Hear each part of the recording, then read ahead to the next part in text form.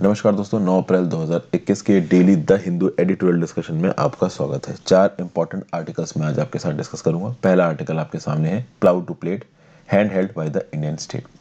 India के agriculture sector की बात की गई है। यहाँ पे इकोनॉमी की जो बेसिक अंडरस्टैंडिंग है कि इकोनॉमी तब बेस्ट तरीके से परफॉर्म करेगी जब गवर्नमेंट कम से कम इंटरफेयर करे, ये वाली बात एग्रीकल्चर में सेट नहीं बैठती। ये चीज़ बताने की कोशिश कर रहे हैं यहाँ पे मिहिर शाह साहब। मिहिर शाह साहब की बात की जाए तो डिस्टिंग्विश्ड प्रोफेसर हैं शिव नादर यूनिवर्सिटी। इन्होंने काफ़ी अच्छे अच्छे यहाँ पे स्टैटिस्टिक्स दिए हैं और कुछ अच्छे अच्छे सॉल्यूशंस भी बताए हैं कि कैसे हमारे इंडियन एग्रीकल्चर सेक्टर में जो प्रॉब्लम्स आ रही हैं वो गवर्नमेंट के प्रोएक्टिव इन्वॉल्वमेंट के चलते और कुछ ऐसे पॉलिसी डिसीजंस लेके चलते जो कि प्रोग्रेसिव हैं। ऑब्वियस सी बात है, वो पॉलिटिकली पॉपुलर नहीं होंगे बट प्रोग्रेसिव जरूर होंगे, जिससे हमारे देश की एग्रीकल्चर प्रॉब्लम्स को सॉल्व किया जा सकता है। इस आर्टिकल में मैं कहूंगा कि 3 से 4 पॉइंट्स ऐसे ऑथर ने बताए हैं जो एक्चुअली में क्या करना है उसके बारे में बताते हैं। ठीक है ना, कुछ स्टैटिस्टिक्स के साथ। तो अच्छा आर्टिकल है, डिस्कस करेंगे। नेक्स्ट आर्टिकल है आपका, किसने लिखा है? डी सुबह चंद्र जी ने लिखा है। प्रोफेसर हैं और डीन है school of conflict and security studies, national institute of advance studies, Bangalore के। क्या बताया इन्होंने? Explaining Pakistan flip flop on trade with India. देखिए, रिसेंटली पाकिस्तान ने 3 चीजों का इंपोर्ट इंडिया से अलाउ किया, एक कॉटन का, एक यार्न का, एक शुगर का, और फिर एकदम से वो यूटर्न मार गए। तो ये यूटर्न मारने की वजह क्या थी, पाकिस्तान में क्या इंटरनल पॉलिटिक्स हुई, उसके बारे में बात करेंगे। तो ये दूसरा आर्टिकल होगा। तीसरा आर्टिकल होगा आपका बियॉन्ड जीरो सम। ये एक्चुअली में कुछ कुछ हद तक उसी आर्टिकल से रिलेट करता है जो मैंने कल के एडिटोरियल में आपके साथ डिस्कस किया। अगर 8 अप्रैल 2021 का एडिटोरियल देखोगे तो उसमें मैंने आपको बताया है कि भाई इंडिया के ऊपर वेस्टर्न कंट्रीज बहुत जबरदस्त प्रेशर डाल रही हैं कि इंडिया एक बाइंडिंग टारगेट अनाउंस करे, जब इंडिया बोले कि हम भाई कार्बन न्यूट्रल हो जाएंगे। अभी इंडिया इस प्रकार के बाउंडिंग टारगेट को ना अनाउंस करे, ऐसा कल के एडिटोरियल में एक फैक्ट आ रहा था। यहाँ पे जो ऑथर ने एडिटोरियल लिखा है बियॉन्ड जीरो सम, उसमें ऑथर ने लिखा है कि भले ही इंडिया अनाउंस नहीं करता है अपने बाइंडिंग कट्स, भले ही इंडिया अपने एमिशंस को उस हद तक कम नहीं करता है, लेकिन अगर इंडिया नहीं कम करेगा ना तो इंडिया को भी काफी नुकसान होने वाला है यहाँ पे। तो ये जो UN convention on climate change in Glasgow की जो मीटिंग होने वाली है 2021 के लेटर पार्ट में, उससे पहले ये जो यूएस के स्पेशल प्रेसिडेंशियल इन्वॉय है क्लाइमेट के लिए जॉन कैरी साहब, ये दुनिया भर में घूम के बातचीत करने की कोशिश कर रहे हैं कि कैसे भाई अलग अलग देश की कंट्रीज से क्लाइमेट के ऊपर कुछ आप कह सकते हो कि एश्योरेंसेस लिए जाए। ओके, और ये इंडिया के प्रधानमंत्री नरेंद्र मोदी जी से भी मिले हैं। तो इसके रिस्पेक्ट में जो जो बातें इस आर्टिकल में बोली गई हैं वो मैं आपके साथ डिस्कस करूंगा। इस पर्टिकुलर आर्टिकल के लिए जो आप कह सकते हो ना कि यूनाइटेड नेशंस की क्लाइमेट चेंज कॉन्फ्रेंस होने वाली है ग्लासगो में, और वेस्टर्न कंट्रीज इंडिया और डेवलपिंग कंट्रीज के ऊपर प्रेशर डाल रही हैं कि आप बताओ कि आप कब तक कार्बन न्यूट्रल होगे। इसके रिस्पेक्ट में 8 अप्रैल 2021 का जो पहला एडिटोरियल मैंने आपके साथ डिस्कस किया है, that is very very important, उसको जरूर देख लें। और फिर finally article, play time IPL sets the stage for young bunch of players eager for the spotlight. देखिए, इसमें कुछ बहुत खास मुझे नहीं लगा, एक दो छोटे मोटे पॉइंट्स हम आपके साथ डिस्कस कर लेंगे। एग्जाम्स के पर्सपेक्टिव से तो इंपॉर्टेंट है नहीं, बट चूंकि 4 एडिटोरियल्स हैं तो इसको भी डिस्कस कर ही लेंगे। तो भाई शुरुआत करते हैं पहले एडिटोरियल से, plate to plate hand held by Indian state. आगे बढ़ने से पहले फ्रेंड्स, वीडियो पे लाइक का बटन, अगर अब तक आपने इस वीडियो को शेयर नहीं किया है कर दीजिए। इस चैनल को शेयर और सब्सक्राइब नहीं किया है बिल्कुल कर दीजिए। मुझसे कनेक्ट करने के लिए through photos, videos and messages, जब जब भी मौका मिलता है आपके मैसेज का जवाब देने की कोशिश करता हूँ। आप इंस्टाग्राम पे फॉलो कर सकते हैं, ज्वाइन बटन दबा के आप चैनल के मेंबर बन सकते हैं। मेरे चैनल पे एजुकेशन के प्लेलिस्ट सेक्शन में जाओ, वहाँ पे आपको अलग अलग इंपॉर्टेंट प्लेलिस्ट दिख जाएंगी, जैसे लक्ष्मीकांत की पॉलिटी की कंप्लीट हो चुकी है, spectrum modern history most important part, फिर रमेश सिंह की इकोनॉमिक्स, सतीश चंद्रा की मीडियल हिस्ट्री, ये सब किताबें खत्म हो चुकी हैं। नहीं मतलब रमेश चंद्र और सतीश चंद्रा भी चल रही है, मैं अगले 1 महीने में इनको खत्म करूंगा। एनसीईआरटी 6 से 12 की काफी बन चुकी है और बनाऊंगा, आप चिंता मत करिए, अप्रैल के लेटेस्ट पार्ट में, और मई में आपको ठीक ठाक इसकी वीडियोस मिलेंगी। मुझे पता है जून में प्रीलिम्स है, तो तब तक मैं खत्म करूंगा कोर्स को। टेलीग्राम ग्रुप जरूर ज्वाइन करिए इस पर्टिकुलर लेक्चर की पीडीएफ के लिए और मेरे लेक्चर्स की नोटिफिकेशन के लिए। तो plate to plate hand held by the Indian state, the distinct characteristics of India's agriculture requested a reformed state must ensure farmer consumer welfare. देखिए, पिछले 40 सालों से इकोनॉमिक पॉलिसी को किस प्रकार से देखा जाता है, ये सोचा जाता है कि इकोनॉमिक पॉलिसी तब बेटर तरीके से ऑपरेट करेगी जब वो ऑटोमेटिकली डिलीवर हो। मतलब इकोनॉमिक ग्रोथ और वेलफेयर ऑफ द पीपल के लिए जितना कम सरकारें इंटरफेयर करेंगी, जितना ज्यादा चीजें अपने हिसाब से होंगी, उतना ही बेटर इकोनॉमी परफॉर्म करेगी, ऐसा बोला जाता है। और दुनिया भर के पॉलिसी मेकर, सरकारें, वो इसी डायरेक्शन में चीज़ों को पुश कर रही हैं, ये बोला जा रहा है। अब देखिए यहाँ पे अगर आप बात करो तो चाहे इंडिया की बात कर लीजिए, चाहे दुनिया भर की किसी भी कंट्री की बात कर लीजिए, अगर आपको लोगों तक साफ पानी, साफ रहने खाने का तरीका, पढ़ाई, हेल्थ, फूड और न्यूट्रिशन पहुंचाना है तो इसमें सरकार का हमेशा मेजर रोल रहा है, क्योंकि ये वेलफेयर पैरामीटर्स है। अगर आपको कपड़े पहनने हैं या आपको जूते पहनने हैं या आपको कोई सर्विस चाहिए इलेक्ट्रिसिटी की, तब वहां पे कॉमर्शियल एलिमेंट आता है। लेकिन एक बेसिक हेल्थ फैसिलिटी को प्रोवाइड करना, ठीक ठाक खाना खाने की कंडीशंस प्रोवाइड करना, रहने के लिए साफ जगह प्रोवाइड करना, ये सब किसकी मेन रिस्पॉन्सिबिलिटी है? सरकार की मेन रिस्पॉन्सिबिलिटी है। और ये सिर्फ इंडिया के लिए एप्लीकेबल नहीं है, ये पूरी दुनिया के लिए एप्लीकेबल है। समझ गया बात को? इसीलिए ये बोला जा रहा है कि ये वाला नोशन कि भाई सरकार का इंटरफेरेंस बहुत कम होना चाहिए, चीजें अपने आप ज्यादा अच्छी तरीके से चलेंगी, ये हमेशा सही नहीं बैठता है। ठीक है, इंडियन स्टेट को मल्टीपल मार्केट्स में लगातार इंटरवीन करके क्रिटिकल इन्वेस्टमेंट करनी पड़ेगी, खासकर एग्रीकल्चर के फील्ड में फार्मर्स को बचाने के लिए। ये बात यहाँ पे बोली जा रही है। अब समझिए, आज की डेट में एग्रीकल्चर फील्ड में जो परेशानियां हैं वो परेशानियां बहुत बड़ी हैं। कभी कभी वेदर की परेशानी आती है, पानी बरसा नहीं बरसा। सॉइल फर्टिलिटी आज की डेट में एक बड़ा चैलेंज बन के हमारे सामने खड़ी है। किसी जगह पे वाटर अवेलेबल है या नहीं है, पानी नहीं बरसा, क्या वहां पे ग्राउंड वाटर की अवेलेबिलिटी है, क्या प्रॉपर डेवलप्ड कैनाल सिस्टम है, ये प्रकार की चीजें भी बहुत मेजर रोल करती है कि भाई फार्मिंग में और फार्मर का क्या हालात है। मतलब कि फार्मिंग फील्ड एक ऐसा है जो बहुत सारी एक्सटर्नल इंट्रिकेसीज पे डिपेंड करता है। तो जब तक यहाँ पे सरकार का इन्वॉल्वमेंट नहीं होगा, पब्लिक इन्वेस्टमेंट जब तक यहाँ पे नहीं होगा, तब तक भाई देखिए प्रॉब्लम है। और एग्रीकल्चर फील्ड में जो एंटरप्राइजेस भी काम करते हैं, आप फार्मर उठा लो, जो छोटे मोटे धंधे बिजनेस चल रहे हैं एग्रीकल्चर फील्ड में, कभी कभी जब एग्रीकल्चर मार्केट डाउन जाता है, जब चीजों के दाम बहुत ज्यादा डाउन चले जाते हैं, तो वही प्लेयर्स यहाँ पे सरवाइव कर पाते हैं जो इकोनॉमीज ऑफ स्केल पे काम करते हैं, जो काफी बड़ा जिन्होंने मार्केट बेस बना रखा है, जो काफी बड़े आप कह सकते हो क्वांटिटी में खेलते हैं। देखिए क्या होता है, मान लीजिए आप मार्केट में 500 क्वांटिटीज भेज रहे हो और मान लीजिए आप मार्केट में 50,000 क्वांटिटीज भेज रहे हो। तो पहले मान लीजिए प्रति क्वांटिटी 2 रुपए का फायदा हो रहा था, अब प्रति क्वांटिटी केवल 50 पैसे का फायदा हो रहा है। तो जो 50,000 क्वांटिटीज भेज रहा है ना, वो फिर भी मार्केट में सर्वाइव करेगा, क्योंकि उसका अमाउंट बहुत ज्यादा है, तो ओवरऑल फिर भी उसको प्रॉफिट बन जा रहा है। लेकिन जो केवल 500 क्वांटिटीज भेज रहा है, वो मार्केट से बाहर निकल जाएगा अगर कॉस्ट उसकी बिकने वाली चीज की 2 रुपए से 0.5 पैसे पहुंच जाती। तो यही बात बोली गई कि एग्रीकल्चर के फील्ड में धंधे भी, बिजनेसेस भी वही सर्वाइव कर पाते हैं जो इकोनॉमीज ऑफ स्केल पे काम कर रहे हैं, जो बहुत बड़े आप कह सकते हो क्वांटम पे काम कर रहे हैं। छोटे पे क्वांटम पे काम करने वाले लोग यहाँ पे सर्वाइव नहीं कर पाएंगे। लेकिन जब बात आती है यहाँ पे फार्मर्स की, तब पूरी आप कह सकते हो जो सेटअप है ना, वो बिगड़ जाता है। क्यों? एग्रीकल्चर में ज्यादातर हमने गांव में देखा गया है कि पूरी फैमिली के मेंबर्स ही इन्वॉल्व होते हैं एग्रीकल्चर में, सब लोग मिलके वहां पे काम कर रहे होते हैं। इंडिया में अगर आप बात करो तो 9 करोड़ रूरल फैमिलीज हैं जो कि अपनी इनकम मेनली एग्रीकल्चर से कमाते हैं। कुछ के पास छोटे मोटे लैंड हैं, कुछ के पास बिल्कुल लैंड नहीं है, वो किसी दूसरे के लैंड पे जाके अनस्किल्ड मैनुअल लेबर करके पैसा कमाते हैं।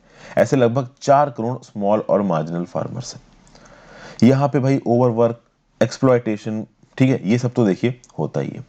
उसके बाद ये जो आप कहते हो कि एग्रीकल्चर जो काम है ना, वो इंडस्ट्री की तरह नहीं होता है, ठीक है ना। इंडस्ट्री के काम सुबह शाम चलता रहता है। इंडस्ट्री के काम में वेदर बहुत ज्यादा इंटरफेरेंस नहीं डालता, हालांकि गिनी इंडस्ट्री में और यान मैन्युफैक्चरिंग में थोड़ा बहुत वेदर मैटर करता है, लेकिन एक बार एक जगह पे आपने इंडस्ट्री लगा दी तो चीजें चलती रहती, वेदर देख के इंडस्ट्री लगाई जाती। एग्रीकल्चर में ऐसा नहीं है। एग्रीकल्चर में अब जैसे फॉर एग्जांपल अगर हार्वेस्टिंग हो रही है, हार्वेस्टिंग मतलब फसल उग चुकी है, फसल को अब काटना है, तो फसल को काटने का समय सारे फार्मर्स के लिए सेम ही होगा, वो अलग अलग नहीं होगा। तो अब अगर ये फार्मर्स एक ही समय पे सारी फसल काटेंगे तो वो एक ही समय पे उसको बेचेंगे भी जाके। अब एक समय पे बेचेंगे क्यों? क्योंकि वो इतने गरीब है, उनके पास वेयर हाउसिंग फैसिलिटी नहीं है। मतलब उनके पास ये सुविधा अवेलेबल नहीं है कि उन्होंने फसल काटी, जाके किसी स्टेयर हाउस में डाल दी और वो बिल्कुल एंश्योर्ड है कि हाँ भाई मेरी फसल खराब नहीं होगी। जैसे ही उनकी फसल कटती है, इन फार्मर्स को सबसे पहली चिंता ये होती है कि मेरी फसल खराब हो जाएगी, तो मैं इसको जल्दी से जल्दी बेच के जो भी मुझे पैसा मिले वो पैसा मैं ले लूं।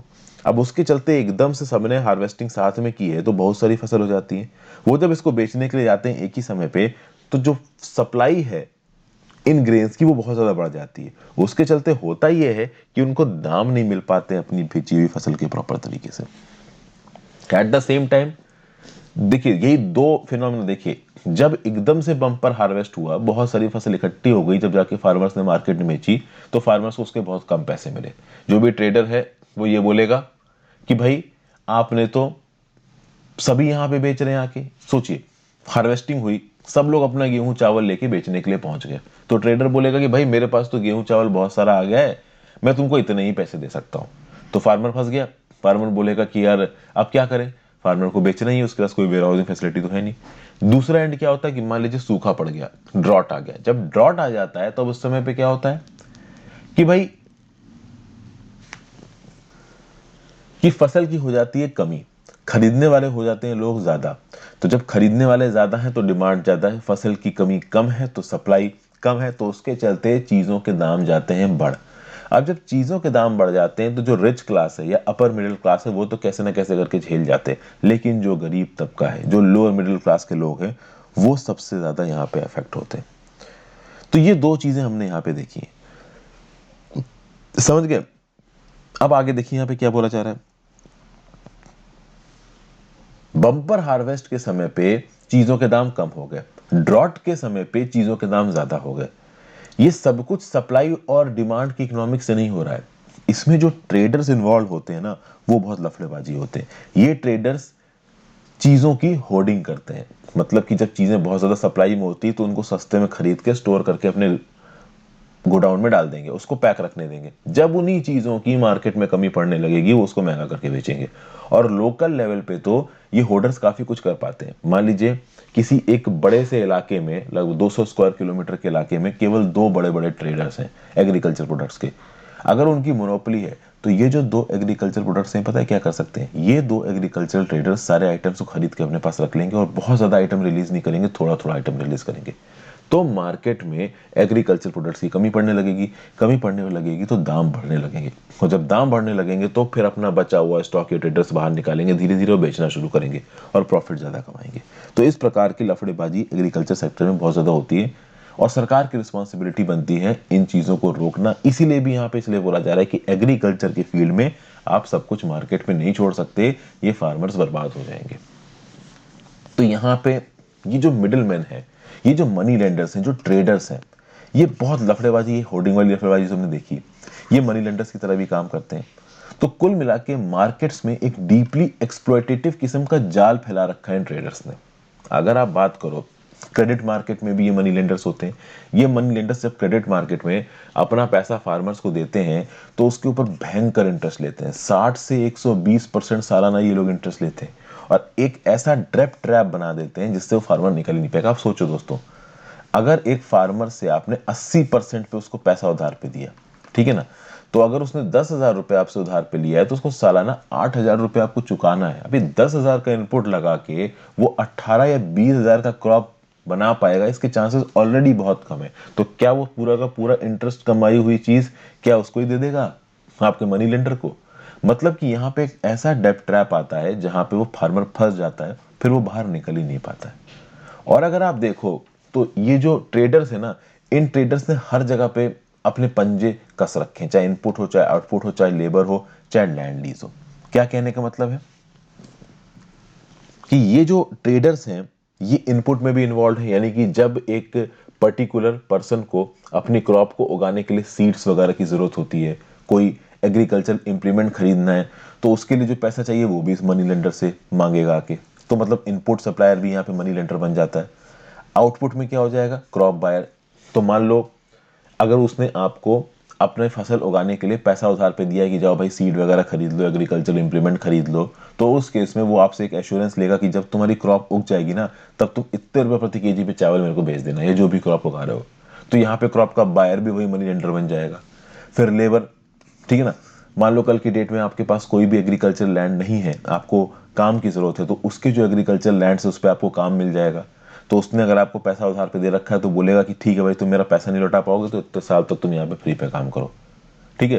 तो लेबर प्रोवाइडर भी वही बन जाएगा। और finally land lease market. Land lease market क्या है कि जब वो पैसा आपको गिरवी देता है, मतलब जब आपको पैसा देता है उधार पे, तो आपकी ज़मीन गिरवी रख लेता है। अगर आप पैसा नहीं चुका पाए तो आपकी ज़मीन हड़प लेगा। तो कुल मिला के input supplier, crop buyer, labour employer और लैंड लेसर, ये सब मनी लेंडर ही बन जाता है। और ये मनी लेंडर एक non institutional source of money है। हमारे देश की सरकार बहुत लंबे समय से सिर्फ इंस्टीट्यूशनल सोर्स ऑफ लेंडिंग को लाना चाहती है, नॉन इंस्टीट्यूशनल सोर्सेज को हटाना चाहती है, बट फिर भी ये मनी लेंडर आज की डेट में थ्राइव कर रहे हैं। और कहीं ना कहीं ये जो मनी लेंडिंग और मनी बोरोवर वाला का सिस्टम है ना, वो ऑपरेसिव कास्ट सिस्टम के साथ जुड़ा हुआ है।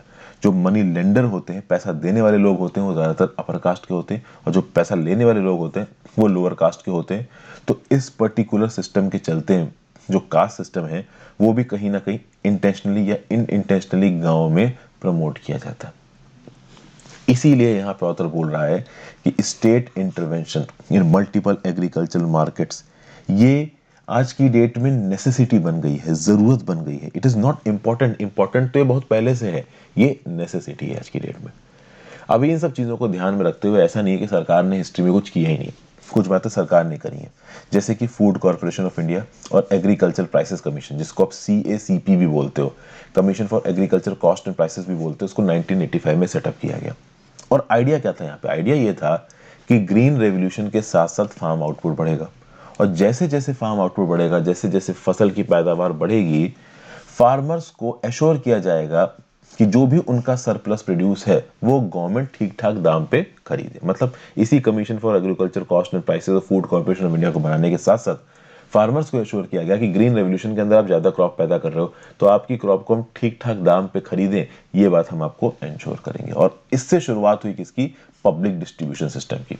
चूंकि अब सरकार के पास ठीक ठाक अनाज आने लगा, ओके, क्योंकि जो फार्मर्स थे वो ग्रीन रेवोल्यूशन के अंदर ज्यादा अनाज पैदा करने रहे थे, तो सरकार के पास ज्यादा अनाज आ रहा था। कब सरकार के पास ज्यादा अनाज आ रहा था? तो देश में भुखमरी बहुत है, गरीबी बहुत है, तो सरकार ने बोला कि हम सब्सिडाइज रेट पे अनाज बेचेंगे। तो ये जो अनाज ज्यादा दामों पे उन्होंने फार्मर से लिया ग्रीन रेवोल्यूशन वाले, इसी अनाज को थोड़ा कम दामों पे सब्सिडाइज रेट पे उन लोगों को बेचा जिनके पास पैसों की कमी थी। तो इसके चलते एक फूड सिक्योरिटी मिली। जो पास्ट सेवरल डिकेड्स में इंडिया दुनिया भर में चेस्ट थंपिंग करता है कि भाई हमारे पास हमारी फूड सिक्योरिटी है, हमने ठीक ठाक पैसे कमा लिए हैं, हमारे यहाँ लोग भूखे नहीं हैं, हालांकि भूखे हैं, बट फिर भी जो भी हमने हंगर को हटाने के लिए यहाँ पे किया है, उसकी एक मेन वजह रही है यहाँ पे पब्लिक डिस्ट्रीब्यूशन सिस्टम। ठीक है, हालांकि पब्लिक डिस्ट्रीब्यूशन सिस्टम परफेक्ट नहीं और ग्रीन रेवोल्यूशन भी परफेक्ट नहीं है। देखिए, ग्रीन रेवोल्यूशन की बात की जाए तो भले ही ग्रीन रेवोल्यूशन ने फायदा उठाया है, लेकिन at the same time green revolution ने तबाही भी बहुत मचाई है। पिछले 30 सालों में 3 lakh farmer suicide already commit कर चुके हैं। ये एक बहुत बड़ा फिगर है। 30 सालों में 3 लाख फार्मर्स का suicide, this is a big figure. फिर उसके साथ देखोगे कि ग्रीन रेवोल्यूशन में जिस प्रकार की एग्रीकल्चर प्रैक्टिसेस लेके आई गई हैं, उससे हुआ क्या है? उससे हुआ ये कि इंडिया का वाटर टेबल नीचे जा रहा है, इंडिया की सॉइल की क्वालिटी खराब हो रही है, इस तरीके की प्रॉब्लम भी आ रही है। वाटर क्वालिटी भी खराब हो रही है, क्योंकि जब आप ज़्यादा एक्सेसिव फर्टिलाइजर्स, आप इंसेक्टिसाइड्स, ये सब चीज़ें क्रॉप में डालोगे, सॉइल में डालोगे, तो वो लीच कर करके कहीं ना कहीं वाटर टेबल में पहुंच जाएंगी। एक्सपेंसिव केमिकल इनपुट्स के ज़्यादा यूज़ के साथ साथ एक समय के बाद सॉइल रिस्पॉन्ड नहीं करता। अभी सॉइल के अंदर फर्टिलाइजर डालते ही जाओगे तो ऐसा तो है ना कि सॉइल पैदावार करता ही जाएगा। एक समय के बाद फर्टिलाइजर डालने का कोई मतलब नहीं रहेगा। तो आप फर्टिलाइजर डाल के अपनी इनपुट कॉस्ट तो बढ़ाओगे, लेकिन उस हिसाब से आपकी ईल्ड नहीं बढ़ेगी। समझ गए? और इंडिया में अनसाइंटिफिक एग्रीकल्चर प्रैक्टिसेस में होता ये है कि ज़रूरत से ज़्यादा पानी हम लोग यूज़ करते हैं। वाटर इंटेंसिव क्रॉप को हम लोग उगाते हैं। राइस की बात कर लीजिए, वीट की बात कर लीजिए, शुगर केन की बात कर लीजिए, ये सब वाटर इंटेंसिव क्रॉप्स हैं। Farmer in water intensive crops का इस्तेमाल करते हैं। सोचिए, राइस जैसे क्रॉप्स को हम लोग एक्सपोर्ट करते हैं, शुगर केन जैसी क्रॉप्स को हम लोग एक्सपोर्ट करते हैं, और बाहर के देश हमसे मंगवा भी रहे हैं, क्योंकि बाहर के देश इतने दिमाग वाले हैं, उनको पता है कि राइस शुगर केन नहीं उगाना, ज्यादा पानी खाता है, तो इंडिया से देशों से मंगा लो। इंडिया वैसे ही वाटर डेफिशिएंट नेशन है, और हम लोग राइस और शुगर केन की एक्सपोर्ट को प्रमोट कर रहे हैं बिना सोचे समझे, बेवकूफों की तरह, कि भाई इसमें हमारा पानी खत्म हो रहा है, हम अपने पानी को एक्सपोर्ट कर रहे हैं बाहर। लेकिन इस बात को समझने के लिए लॉन्ग टर्म अप्रोच चाहिए। आगे आने वाले समय में जब पानी बिल्कुल ही खत्म होने लगेगा ना, तब ये बात सबको समझ में आने लगेगी। तो यहाँ पे क्या किया जा सकता है चीज़ों को सॉल्व करने के लिए? ऑथर बोल रहा है कि चीज़ों को सॉल्व करने के लिए पब्लिक प्रोक्योरमेंट पे आप एक काम करो, थोड़ी डाइवर्सिटी लेके आओ।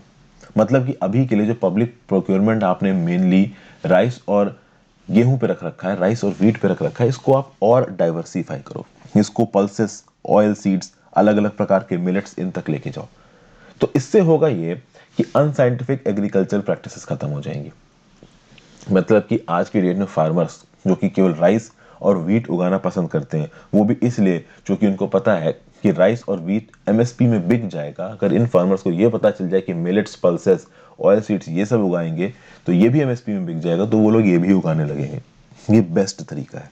और ये सब लोकल लेवल पे करिए, मतलब कि लोकलाइज्ड लेवल पे जो भी आप कह सकते हो इंपॉर्टेंट क्रॉप है, अगर पब्लिक डिस्ट्रीब्यूशन सिस्टम के अंदर आती है तो उस पर्टिकुलर लोकल इलाके में उस क्रॉप का जितनी भी पैदावार है उसका 40% पीडीएस के अंदर आप खरीद लो।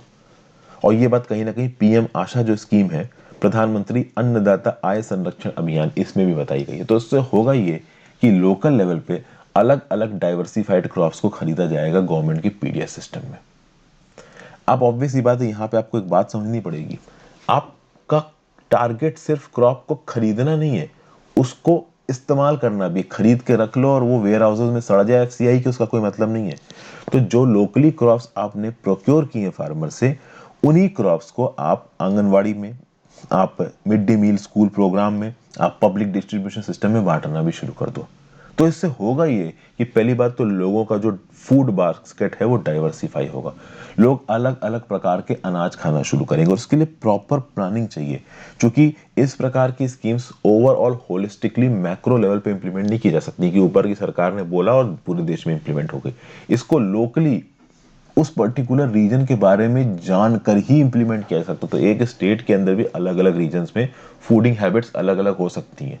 तो ये राज्य की सरकार को पहले आइडेंटिफाई करेगा कि कहाँ पे कौन सी फूडिंग हैबिट के हिसाब से हमें कौन कौन से डिसीजंस लेने हैं। और प्लस अगर इस प्रकार से हम लोग अपने फूड बास्केट्स को डाइवर्सिफाई करते हैं तो जो डायबिटीज जैसी प्रॉब्लम्स है वो भी कम हो सकती हैं।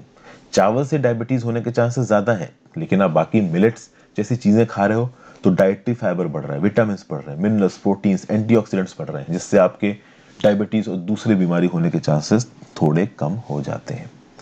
इसके लिए लेकिन मिलेट्स, पल्सेस जैसी चीज़ों को इस लेवल पे सक्सेसफुल बनाने के लिए आप कह सकते हो कि जो पब्लिक इंफ्रास्ट्रक्चर है, जो सरकारी इंफ्रास्ट्रक्चर है, उसमें ठीक ठाक पैसा सरकार को खत्म करना पड़ेगा। अब अभी के लिए इन फार्मर्स का सपोर्ट नेटवर्क क्या है?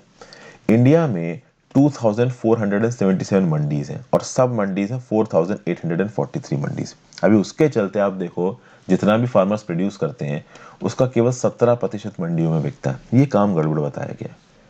भाई यहाँ पे ऑथर बोल रहा है कि हर फार्मर के 5 किलोमीटर के रेडियस में एक मंडी होनी चाहिए, और अगर हम ऐसा कर देते हैं तो लगभग 42,000 मंडीज की जरूरत है। लेकिन सरकार ऐसा कहाँ कर रही है? अगर आप फार्म लॉज को देखो तो फार्म लॉज में सरकार प्रेजेंट मंडियों को प्राइवेटाइज करने की बात कर रही है या नई प्राइवेट मंडी खोलने की बात कर रही है। वो नई प्राइवेट मंडी प्राइवेट सेक्टर के हाथ में पूरी तरीके से चली जाएगी, सरकारी कंट्रोल नहीं रहेगा, तो कैसे काम करेंगे हम सबको पता है। तो मंडी सिस्टम को यहाँ पे स्ट्रॉन्ग करने की बात की जा रही है, ट्रांसपेरेंट करने की बात की जा रही है, फार्मर फ्रेंडली करने की बात की जा रही है, और ये सरकारी कर सकती है, ये प्राइवेट इंस्टीट्यूशंस नहीं कर सकते हैं, क्योंकि प्राइवेट इंस्टीट्यूशंस प्रॉफिट मोटिव पे काम करते हैं, ये हम सबको पता है। ठीक है भाई। प्लस यहाँ पे ये भी बात बोली जा रही है कि जब से सेकेंड 5 ईयर प्लान आया है 1956 में, तब से एक ट्रेंड देखने को मिल रहा है कि सरकार कोशिश ये कर रही है कि एग्रीकल्चर से लोगों को निकाल के सेकेंडरी सेक्टर में लेके आओ, मैन्युफैक्चरिंग सेक्टर में लेके आओ। मतलब लोगों को बोलो कि जो तुम डिस्गाइज्ड अनएम्प्लॉयमेंट लेके आ रहे हो ना एग्रीकल्चर सेक्टर में, कि जहाँ पे 3 लोग की जरूरत है वहाँ 5 लोग काम कर रहे हो या 6 लोग काम कर रहे हो, ये बंद करो। ये इनएफिशिएंसी लेके आता है। बेस्ट चीज क्या करनी है? बेस्ट चीज ये करनी है कि भाई आप मैन्युफैक्चरिंग सेक्टर में जाओ, ठीक है, सेकेंडरी सेक्टर में जाओ या सर्विसेज सेक्टर में जाओ इफ पॉसिबल। लेकिन यहाँ पे इंडिया में पूरी तरीके से पॉसिबल नहीं है। यूनाइटेड नेशंस का एक एस्टिमेट ये बोलता है कि 2050 तक इंडिया में 80 करोड़ से ज्यादा लोग रूरल इंडिया में रहेंगे, और रूरल इंडिया में ऑब्वियस सी बात है वो एग्रीकल्चर में इन्वॉल्व होंगे। तो इंडिया के केस में ये पूरी तरीके से पॉसिबल नहीं है कि लोगों को एग्रीकल्चर से निकाल के आप किसी दूसरे, आप कह सकते हो, एम्प्लॉयमेंट में लगा दो। इसलिए एग्रीकल्चर को इंडिया में स्ट्रेंथन करना ये बहुत ज्यादा जरूरी है। और अर्बन इलाकों में माइग्रेंट का क्या होता है ये तो कोरोना ने हमको बता ही दिया है। तो we need to strengthen our rural economy, और वो प्राइवेट सेक्टर नहीं कर सकता है, उसके लिए सरकारी कंपनीज को ही, सरकारी सेक्टर को ही इन्वॉल्व होना पड़ेगा। तो ये था पूरा एनालिसिस दोस्तों, कहानी के टर्म्स में मैंने आपको समझा दिया। अगली वीडियो में चलते हैं, explaining Pakistan flip flop on trade with India. देखिए रिसेंटली इस्लामाबाद में कुछ यू टर्न हुए हैं, और उस यू टर्न के चलते जो थोड़े बहुत आप कह सकते हो पोटेंशियल ट्रेड रिलेशन शुरू हो रहे थे वो यहाँ पे बंद हो गए। अगर आप बात करो ये जो पाकिस्तान का यू टर्न हुआ है ना, कि भाई इन्होंने पहले बोला कि हम लोग ट्रेड के साथ ट्रेड शुरू करेंगे इंडिया के साथ, ये अपने आप में यू टर्न था, क्योंकि पहले पाकिस्तान ऑलमोस्ट दुश्मन बना बैठा था इंडिया का, फिर एकदम से पाकिस्तान ने बोला इंडिया के साथ हम ट्रेड करेंगे, फिर एकदम से बोला हम ट्रेड नहीं करेंगे। इससे क्या पता चलता है? इससे पता चलता है कि पाकिस्तान के अंदर बहुत सारे इंटरनल डिफरेंसेस चल रहे हैं इन चीज़ों को लेके। मतलब पाकिस्तान के अंदर अलग अलग मिनिस्ट्रीज का अलग अलग सोचना है, उनकी बिजनेस कम्युनिटी कुछ और सोच रही है, पॉलिटिकल कम्युनिटी कुछ और सोच रही है, जम्मू एंड कश्मीर के मुद्दे को पकड़ के वो लोग बैठे हुए हैं। अभी रिसेंटली 31 मार्च को 31 मार्च को पाकिस्तान के जो नए फाइनेंस मिनिस्टर थे हमाद अजहर, इन्होंने ये बोला कि पाकिस्तान की इकोनॉमिक कोऑर्डिनेशन कमेटी ने ये डिसाइड किया है कि हम लोग पाकिस्तान के अंदर कपास यानी कॉटन, यान और चीनी इंपोर्ट करेंगे। लगभग 5 लाख मेट्रिक टन ऑफ चीनी को यहाँ पे इंपोर्ट किया जाएगा। इसको एक पॉलिटिकल ब्रेक थ्रू की तरह देखा गया, जबकि पॉलिटिकल ब्रेक थ्रू नहीं होता है। पॉलिटिकल ब्रेक थ्रू क्या होता है कि पाकिस्तान ने इंडिया में एक्सपोर्ट करना शुरू किया, इंडिया ने पाकिस्तान में एक्सपोर्ट करना शुरू किया, दोनों तरफ से बायलैटरल तेज बहुत तेजी से बढ़ा। तो आप बोलोगे कि हाँ भैया ये एक बहुत बड़ा अचीवमेंट है, पर ये नहीं हुआ था। पाकिस्तान को इन 3 चीजों की बहुत ज्यादा जरूरत है, कॉटन की, यार्न की और शुगर की, और अपनी जरूरत को पूरा करने के लिए वो चीजों को इंपोर्ट कर रहे थे। कहीं ना कहीं जो उनकी बिजनेस कम्युनिटी थी वो उनकी सरकार के ऊपर प्रेशर डाल रही थी कि भाई हमें इन चीजों के इंपोर्ट की जरूरत है, और उस बेसिस पे डिसीजन लिया गया था। लेकिन उसके अगले ही दिन आप देखोगे कि पाकिस्तान की कैबिनेट ने इस डिसीजन को ओवर रूल कर दिया। इस मीटिंग में पाकिस्तान के प्रधानमंत्री इमरान खान साहब, उसके साथ साथ शाह महमूद कुरैशी जो कि इनके फॉरेन अफेयर्स मिनिस्टर हैं, Fawad Chaudhry science and technology minister, Shireen Mazari human rights minister, ये सब लोग मिले और इन्होंने बकवास करी। क्या बकवास करी? कि भाई सबको लग रहा है कि ट्रेड नॉर्मलाइज हो गया है और हम इंडिया के साथ ट्रेड शुरू हो रहे हैं, हम ऐसा नहीं करेंगे, जब तक इंडिया कश्मीर के स्टेटस को वापस नहीं करेगा तब तक हम ऐसा कुछ नहीं करेंगे। अब देखिए कश्मीर का स्टेटस तो वापस होने से रहा, भारत सरकार करने वाली है नहीं और ना ही लोगों को समझ में आएगा। अब अगर बीजेपी की सरकार ने कश्मीर के स्टेटस को पुराने स्टेटस पे ले आया तो ये बीजेपी की सरकार पक्का इलेक्शन हार जाएगी, और वो करने वाले भी नहीं है इस चीज को। ठीक है ना भाई? तो ये बात पाकिस्तान में हमाद अजहर को समझ में आई, हमाद अजहर को समझ में आई कि यार इस कश्मीर के मुद्दे के लड़ने चलते अपना नुकसान हो रहा है, हमारे यहाँ पे कहीं ना कहीं हमारे बिजनेसेस को इन इम्पोर्ट्स की जरूरत है, इसीलिए इस बेसिस पे बोला गया कि कॉटन, यार्न को और शुगर को इंपोर्ट कर लेते हैं इंडिया से, चूंकि हमको जरूरत है। यहाँ पे समझना आपको जरूरी ये है कि ये पाकिस्तान के लिए इंपॉर्टेंट था कि वो इन सब चीजों को पाकिस्तान के अंदर इंपोर्ट करते, इंडिया के लिए इतना इंपॉर्टेंट नहीं है। वो अपनी जरूरत के लिए इंपोर्ट कर रहे थे, वो कोई इंडिया के ऊपर एहसान नहीं कर रहे थे। लेकिन भाई कहीं ना कहीं वही बात है कि दिमाग घास चरने गया है। अगर आप बात करो, अगर टेक्सटाइल और शुगर इंडस्ट्रीज की बात की जाए पाकिस्तान में, तो इंडिया से इंपोर्ट करना उनके लिए इंपरेटिव है, प्रैक्टिकल है और मोस्ट इकोनॉमिकल है। मतलब अगर ये पाकिस्तान टेक्सटाइल और शुगर जैसी चीजों को इंडिया से इंपोर्ट करता है तो ये उनके लिए मोस्ट प्रैक्टिकल है। जो लेटेस्ट पाकिस्तान इकोनॉमिक सर्वे है 2019-20 का, इसका क्या बोलना है कि उनका एग्रीकल्चर सेक्टर 2.67% से बढ़ा है, चूंकि राइस और मेज प्रोडक्शन बढ़ा है। लेकिन अगर आप कॉटन प्रोडक्शन की बात करो तो वो 6.9% से घटा है, शुगर प्रोडक्शन की बात करो तो 0.4% से घटा है। और शुगर प्रोडक्शन उनके यहाँ ठीक ठाक हो रहा है, लेकिन उनके शुगर एक्सपोर्ट्स में ज्यादातर उनका प्रोड्यूस किया हुआ शुगर इस्तेमाल होता है। मतलब पाकिस्तान में ज्यादातर जो शुगर प्रोड्यूस होता है उसको एक्सपोर्ट कर दिया जाता है। अभी बात यह है कि ज्यादातर शुगर एक्सपोर्ट कर दिया जाता है तो देश में लोगों के कंजम्पशन के लिए शुगर कम बचता है, उसके ऊपर से शुगर के जो प्रोडक्शन है वो यहाँ पे 0.4% घट रहा है। और 2019-20 में तो एक और ट्रेंड देखने को मिला व्हेन कंपेयर टू 2018-19 कि पाकिस्तान का जो शुगर एक्सपोर्ट है ना वो 50% कम हुआ है। उसी प्रकार से अगर आप पाकिस्तान के एक्सपोर्ट्स की बात करो तो जो गारमेंट इंडस्ट्री है पाकिस्तान की, जो क्लॉथिंग इंडस्ट्री है, तो यार्न, कॉटन क्लॉथ, नेटवील, बेडवेयर, रेडीमेड गार्डन्स, ये सब पाकिस्तान के टेक्सटाइल बास्केट में आते हैं एक्सपोर्ट में। मतलब पाकिस्तान इन सब चीजों को प्रॉपर तरीके से एक्सपोर्ट करता है। अब अगर आप देखो बाई फरवरी 2020 पाकिस्तान के टेक्सटाइल सेक्टर में काफी आप कह सकते हो कि डिसरप्शन आए हैं सप्लाई साइड में, डोमेस्टिक प्रोडक्शन, मतलब इन टेक्सटाइल्स का प्रोड्यूस पाकिस्तान में कहीं ना कहीं कम हुआ है। उसकी वजह यह है कि ज्यादातर ये जो टेक्सटाइल और गारमेंट आइटम्स हैं ये बनते हैं सूती कपास से, ठीक है ना, कॉटन से बनते हैं, और कॉटन का प्रोडक्शन पाकिस्तान में 30% से गिरा है। 2021 को अगर आप कंपेयर करते हो 2019-20 से, तो कॉटन प्रोडक्शन पाकिस्तान में 30% गिरा है। मतलब पाकिस्तान को इस समय पे कॉटन अर्जेंट बेसिस पे रिक्वायर्ड है। और उसके लिए ही ये डिसीजन उनके लिए ज़रूरत था कि वो इंडिया से इन चीज़ों को इंपोर्ट कर ले। लेकिन ये जो कश्मीर की लोकल पॉलिटिक्स है ये यहाँ पे आड़े आ गई। स्टेट बैंक ऑफ पाकिस्तान की जो लेटेस्ट क्वार्टरली रिपोर्ट है वो क्या बोलती है कि भाई कॉटन प्रोडक्शन कम होने की एक और वजह है कि जो कॉटन कल्टीवेशन के अंदर इलाका है ना पाकिस्तान में, वो लोएस्ट है। 1982 से लेकर अगर आज तक की बात करिए तो पाकिस्तान में बहुत कम इलाके में कपास की खेती की जा रही है, ठीक है। और ये देखा गया कि 2020 के एंड तक आते आते उससे पहले वाले साल के रिस्पेक्ट में पाकिस्तान में 40% कॉटन कम प्रोड्यूस किया जा रहा है। ओके, तो कॉटन कल्टीवेशन के जो इलाका है वो भी कम कर रहा है, और जो कॉटन की ईल्ड है पाकिस्तान में वो भी कम हो रही है। मतलब प्रति हेक्टेयर जितना कॉटन पैदा होता था वो भी कम हो रहा है। तो ये सब बातें यहाँ पे बोली जा रही है। मतलब कुल मिलाप में पाकिस्तान में अलग अलग वजहों से कॉटन की प्रोडक्शन कम हो रही है। 2019-20 में पाकिस्तान ने 9 मिलियन बेल्स कॉटन के पैदा किए थे। 2020-21 में ऐसा एस्टिमेट किया गया कि पाकिस्तान में 7 मिलियन बेल्स कॉटन के पैदा किए गए। अब ऑब्वियस सी बात है, अगर कॉटन की कमी हो जाएगी आपकी गारमेंट इंडस्ट्री काम नहीं कर सकती, क्योंकि कपड़ा तो आप कॉटन से ही बना रहे हो ना। जब कॉटन ही नहीं है तो कपड़ा क्या बनाओगे। उसके बाद पाकिस्तान की फॉरेक्स रिजर्व्स के लिए बहुत ज़्यादा ज़रूरी है। पाकिस्तान दुनिया भर में 5th लार्जेस्ट एक्सपोर्टर है कॉटन का, लेकिन कॉटन है ही नहीं तो क्या करोगे। प्लस कॉटन रिलेटेड प्रोडक्ट्स को एक्सपोर्ट करने की वजह से पाकिस्तान को ऑलमोस्ट अपने फॉरेन एक्सचेंज का 50% मिलता है। लेकिन कॉटन ही नहीं रहेगा तो कहाँ से फॉरेन एक्सचेंज लेके आओगे।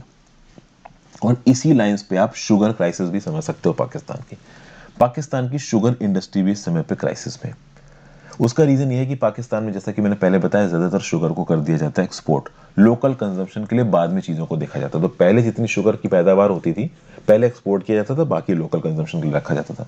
अब प्रॉब्लम ये है कि चूंकि शुगर की जो प्रोड्यूस है वो यहाँ पे कम हुई है, तो लोकली कहीं ना कहीं वहां पे पाकिस्तान में शुगर की पड़ गई कमी। अब जब शुगर की कमी पड़ गई है तो करें क्या, तो कहां से इंपोर्ट करें, तो इंडिया से इंपोर्ट कर सकते हो।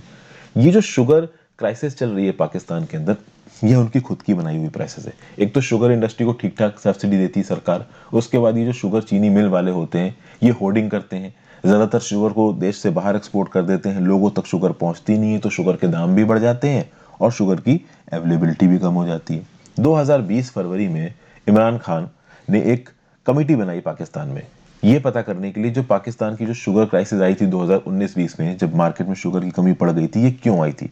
बाद में ये पता चला कि शुगर मिल्स गलत तरीके से काम कर रही हैं। शुगर मिल्स सरकार के दिए गए इंस्ट्रक्शंस के हिसाब से सप्लाई चेन शुगर की नहीं बना के रख रही हैं। ज्यादातर शुगर ये लोग होल्ड कर रहे हैं या बाहर एक्सपोर्ट कर दे रहे हैं। उसके चलते मार्केट में इतने सारे डिसरप्शंस आ रहे हैं। उसको भी कहीं ना कहीं सुधारने की कोशिश की गई है। तो जब आपके डोमेस्टिक सप्लाई डिसरप्शंस ज्यादा हो जाते हैं तो बेस्ट तरीका क्या होता है कि अगर बाहर से आपको शुगर सस्ती मिल रही है तो आप खरीद लो। इंडिया एक ऐसा मार्केट है जहां से पाकिस्तान बहुत अफोर्डेबल तरीके से शुगर खरीद सकता है, लेकिन पॉलिटिक्स ने शुगर खरीदने नहीं दी। तो कुल मिला के यहाँ पे जो पॉलिटिकल एलिमेंट है वो उनके इकोनॉमिक और ट्रेड वाले एलिमेंट से ज्यादा इंपॉर्टेंट हो गया। यहाँ पे पाकिस्तान की बिजनेस कम्युनिटी के, आप कह सकते हैं, हितों से ज्यादा इनका जो पॉलिटिकल इंटरेस्ट है वो यहाँ से इंपॉर्टेंट हो गए। और ये साउथ एशिया में एक कर्ज रहा है। साउथ एशिया का कर्ज क्या है, श्राप ये है कि भाई साउथ एशिया में जो इंटरनल फ्यूड्स होते हैं, जो पॉलिटिकल मुद्दे होते हैं, वो कभी ना कभी ट्रेड और इकोनॉमी से बहुत ज्यादा इंपॉर्टेंट हो जाते हैं। सार्क में आप देखोगे तो intra south Asian association of regional corporation का जो ट्रेड है वो पोटेंशियल से बहुत ज्यादा कम है। क्यों कम है, उसका एक रीजन तो ये है कि इंडिया और पाकिस्तान दो मेजर इकोनॉमीज है सार्क की, वो आपस में एक दूसरे के साथ कोऑर्डिनेट नहीं करती हैं। प्लस कहीं ना कहीं इंटरनल जो बायलेटरल इश्यूज हैं वो इतने ज्यादा हो जाते हैं कि पॉलिटिक्स इंपॉर्टेंट होने लगती है, ट्रेड और बिजनेस साइड में चला जाता है। प्लस भाई यहाँ पे कश्मीर का लिंक देखिए, पाकिस्तान में 1 पॉइंट एजेंडा बन गया कश्मीर को लेके, हम इंडिया के साथ दोस्ती करेंगे, कश्मीर कश्मीर। जब से 1947 में दोनों देश आजाद हुए तब से पाकिस्तान कश्मीर कश्मीर चिल्ला रहा है। इंडिया ने तो पहले ही, देखिए, इंडिया एक फॉर्मल स्टेटमेंट इशू करता है कि जो गिलगित बल्तिस्तान और मीरपुर वाले इलाके हैं जहाँ पे पाकिस्तान उसमें बैठा है कश्मीर में, वो बाहर वहां निकल जाए पाकिस्तान। कहीं ना कहीं इंडिया को बैक एंड से पता है कि पाकिस्तान बाहर जाने वाला नहीं है, but India regularly statement issue करता रहता है कि ये हमारा इलाका है, बाहर निकल जाओ। पाकिस्तान का क्या है कि पाकिस्तान इस दुनिया में रह रहा है, आप कह सकते हो कि खामों की दुनिया में, फेरी लैंड में, कि उनको लगता है कि इंडिया के पास जो कश्मीर है वो उनको मिल जाएगा। इम्पॉसिबल है वो मिलना, कभी नहीं मिल सकता। मतलब इंडिया के पास जो कश्मीर है वो इंडिया के पास रहेगा, पाकिस्तान के पास जो है, जितना समझ में आ रहा है, उनके पास ही रहेगा। अभी उनसे लेने के लिए करना पड़ेगा न्यूक्लियर वॉर। अभी न्यूक्लियर वॉर में तो सभी खत्म हो जाएगा। तो उतनी जमीन के लिए न्यूक्लियर वॉर कर दो, क्या मतलब है? आपको लगता है इंडिया एक्साई चीन ले पाएगा चाइना से? आपको लगता है चाइना लद्दाख ले पाएगा इंडिया से? कोई कुछ नहीं ले पाएगा। अगर लेने पे आ गए तो बर्बाद हो जाएगा। तो जहां जो चला गया वो चला गया, उसको भूल जाओ। इस चीज को जितना जल्दी प्रैक्टिकली समझ जाओगे उतना अच्छा है। इंडिया इस चीज को प्रैक्टिकली समझ गया, लेकिन चाइना और पाकिस्तान जैसे बेवकूफ देश ही नहीं समझ पा रहे हैं। ठीक है ना? अब वो नहीं भी समझ पाए तो उससे कुछ होने वाला नहीं है। ठीक है, आगे बात करते हैं। आप देखो, अभी रिसेंटली आर्मेनिया और अजरबैजान में लड़ाई हुई, और अजरबैजान ने आर्मेनिया के कुछ इलाके को कब्जा लिया, और आर्मेनिया यहाँ पे खून का घूंट पी गया। क्यों पी गया? क्या आर्मेनिया के पास न्यूक्लियर वेपन्स होते तो अजरबैजान उसकी जमीन हड़प पाता? इम्पॉसिबल था। समझ गए ना? अब भाई ये तीनों न्यूक्लियर आर्म्ड स्टेट्स हैं, इंडिया, पाकिस्तान, चाइना। कोई किसी की कोई जमीन नहीं छीन सकता। अब छीनी तो खत्म ही है सब। ये सब बातें यहाँ पे बताई जा रही हैं। तो ये था इस आर्टिकल का सार दोस्तों, ये मैंने आपके साथ डिस्कस कर लिया है। अगले आर्टिकल पे चलते हैं। Beyond zero sum, rich countries must commit technology and funds to move to net zero carbon emissions. अभी recently US special presidential envoy है जो क्लाइमेट के, जॉन कैरी साहब। अब ये जो यूएस स्पेशल प्रेसिडेंशियल एनवॉय है क्लाइमेट के, जॉन कैरी, अभी जो बाइडेन साहब एक मीटिंग बुलाएंगे लेटर दिस ईयर, और इस मीटिंग को कंडक्ट किया जाएगा ग्लासगो में। इससे पहले जो जॉन कैरी हैं on behalf of Joe Biden पूरी दुनिया में घूम रहे हैं, इंडिया के साथ भी बातचीत कर रहे हैं, और यहाँ पे कहीं ना कहीं इंडिया के ऊपर प्रेशर डाला जा रहा है। पहली बात तो एक कॉन्ट्रास्ट है। कॉन्ट्रास्ट क्या है? इंडिया के अगर आप टोटल CO2 एमिशंस को देखोगे तो दुनिया में तीसरे नंबर पर सबसे ज्यादा है। सबसे पहले आता है चाइना, फिर यूएसए, और तीसरे नंबर पर आता है चाइना। इतने ज्यादा इमिशंस होने के बाद भी देश में गरीबी बहुत ज्यादा है, भूखमरी बहुत ज्यादा है। तो एक आयरॉनिकल चीज देखने को मिल रही है, जिसके चलते डेवलप्ड कंट्रीज इंडिया को बोलती है कि भाई आप एनर्जी एमिशन से स्ट्रांग नहीं बनोगे, मतलब उल्लू बना रहे हैं वो इंडिया को कुल मिला के। तो बात यहाँ पे ये है कि इंडिया में अगर आप बात करो तो जो ग्रीन हाउस गैस एमिशन जाता है, बट हमारी आबादी इतनी ज्यादा है कि हमें बहुत लंबे समय तक ग्रीन हाउस गैस एमिशन करने पड़ेंगे अपनी आबादी को, मतलब अपनी इकोनॉमिक प्रोग्रेस को यहाँ पे स्टेबलाइज करने के लिए। अब अगर बात करो इंडिया, ये जो ग्रीन हाउस गैस एमिशन हो रहा है, क्या इससे किसी को नुकसान है? भाई देखिए, अभी तो नुकसान है। बहुत सारे छोटे छोटे आइलैंड नेशंस हैं, वहां पे बहुत सारे इंटेंस स्टॉर्म्स आते हैं, फार्म प्रोडक्टिविटी कम हो रही है, हीट वेव्स आ रही दुनिया भर में। इंडिया में जो ग्रीन हाउस गैस एमिट होती हैं उसके इफेक्ट्स पूरी दुनिया में जाते हैं। ये अलग बात है कि इंडिया का जो हिस्टोरिकल कोटा है, इंडिया उससे बहुत दूर है अभी। इसके रिस्पेक्ट में कल एक आर्टिकल मैंने बनाया है।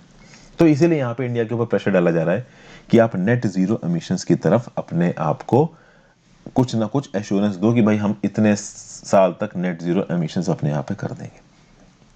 फिर यहाँ पे मिस्टर कैरी ने इंडिया को ये एश्योरेंस भी दी जब वो प्रधानमंत्री मोदी साहब से मिले कि आप चिंता मत करिए, पेरिस एग्रीमेंट के अंदर अगर आप बाइंडिंग एमिशन कट्स करते हो तो हमारी तरफ से जो भी आपको पैसे के रिस्पेक्ट में और टेक्नोलॉजी के रिस्पेक्ट में मदद दे सकते हैं वो देंगे।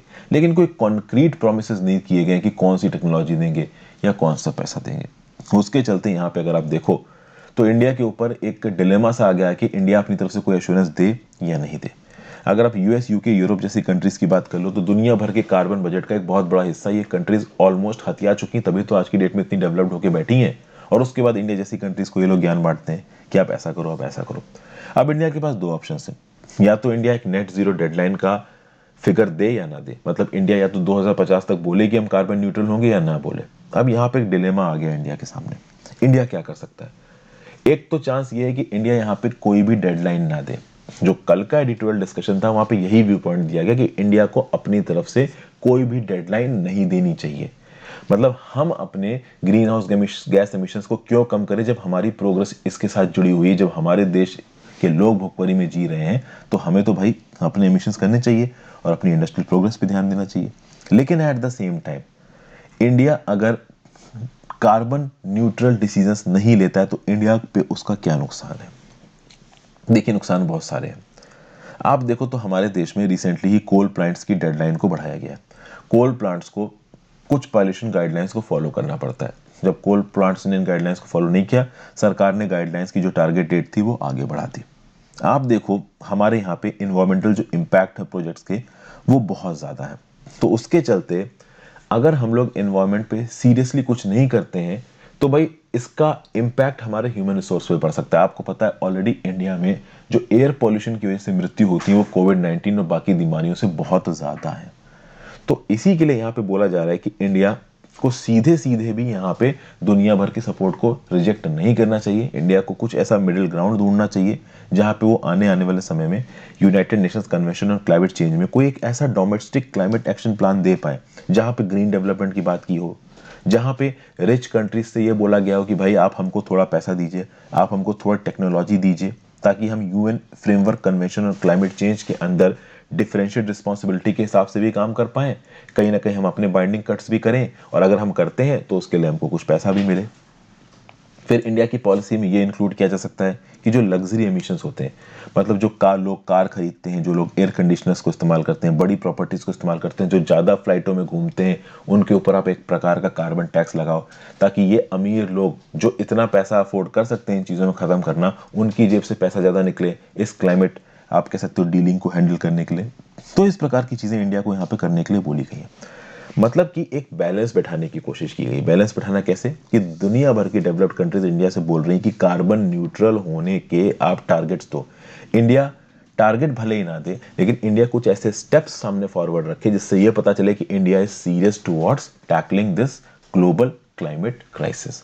और इंडिया के जो स्टेप्स हैं वो कुछ ऐसे होने चाहिए कि इंडिया की ग्रोथ भी ज़्यादा कॉम्प्रोमाइज ना हो, एट द सेम टाइम हमें मदद भी मिलती रहे। ये सब बातें यहाँ पे बताई जा रही हैं। नेक्स्ट आर्टिकल पे चलते हैं, प्ले टाइम। ये सब मैं जल्दी जल्दी खत्म कर रहा हूँ। ये आपका इन्वायरमेंट वाला आर्टिकल बहुत डिटेल में मैंने इसलिए भी नहीं देखा क्योंकि कल बहुत डिटेल में इसके ऊपर ऑलरेडी बात हो चुकी है 8 अप्रैल में, तो क्या ज़्यादा पॉइंट्स आपको बताऊं। फिर नेक्स्ट है प्ले टाइम ऑन IPL 2021। देखिए ये तो जिसको क्रिकेट का इंटरेस्ट होगा वो ऑलरेडी इन सब चीज़ों से बहुत ज़्यादा आप कह सकते हो अक्वाइंटेड रहता होगा, पता होगी उनको। मैं क्या ही बताऊंगा क्रिकेट के रिस्पेक्ट में, मुझे उतनी तो नॉलेज नहीं है।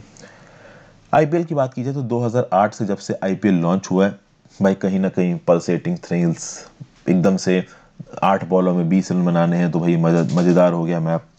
अभी जब से कोरोना का पैंडेमिक आया उसके बाद से IPL के हालात थोड़े से अलग हो गए। ऐसा बोला जा रहा है कि जो 14th एडिशन है IPL का वो चेन्नई के MA चिदम्बरम स्टेडियम से शुरू होगा। पहला मैच होगा मुंबई इंडियंस और रॉयल चैलेंजर्स बैंगलोर के बीच में। पिछले साल जो IPL हुआ था वो हुआ था दुबई में, ठीक है, दुबई और आबू धाबी के वेन्यूज में हुआ था, काफी डिले हुआ था, फाइनली वो दुबई में हुआ।